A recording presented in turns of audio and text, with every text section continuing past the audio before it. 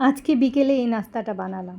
নাস্তাটা এত মজা হয়েছে যে বানানোর একটু পরে সব শেষ হয়ে গেছে। এটা চিকেন বা মাংসের কোনো আইটেম না। এখনই এই নাস্তাটা বানিয়ে ফেলতে পারবেন। শুধু দেখেন ঘরে আলু আছে কিনা। আর আটা তো সবার বাসায়ই থাকে। বানানোর আগেও বুঝিনি যে খেতে এটা এত মজা হবে।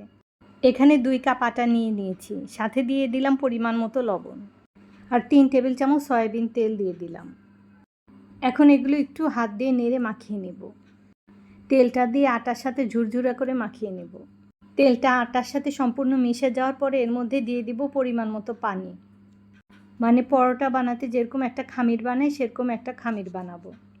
আটার এই খামির বা ডোটা খুব বেশি নরমও হবে না, আবার খুব বেশি শক্তও হবে না। একবারে আমি সবটুকু পানি না দিয়ে কয়েকবারে পানি দিয়ে আটার ডোটা মাখিয়ে নিলাম। আমি আপনাদেরকে মাখিয়ে দেখালাম এরকম একটা আটার ডো হবে। আর এই আটার ডোটা 1 ঘন্টার জন্য রেস্টে রেখে দেব।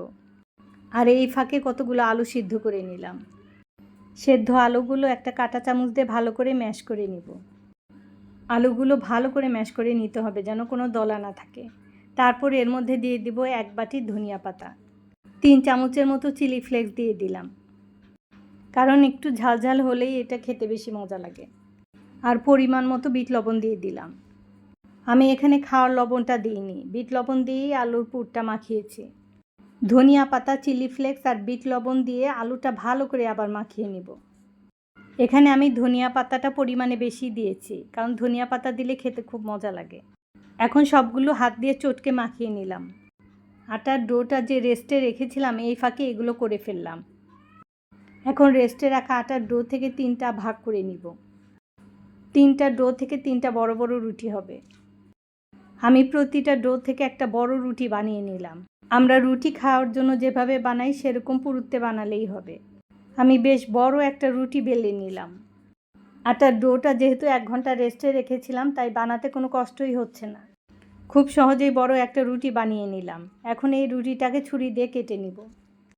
ভিডিওতে দেখতেই পাচ্ছেন আমি 6 ভাগে কেটে নিয়েছি। সাইডের টুকরাটা আমি একটু টেনে লম্বা করে নিলাম। আমার 4 কোণা একটু লম্বা শেপ লাগবে, কারণ আমি এটার মধ্যে আলুর পুরটাকে দিয়ে চকলেটের মতো র্যাপ করব। আলুটাকে নিয়ে একটু লম্বাটে শেপ করে আমি পুর হিসাবে দিব। এভাবে একটা ভাঁজ দিয়ে আলুটাকে ঢেকে দিয়ে 2 পাশে মুড়ে দিব।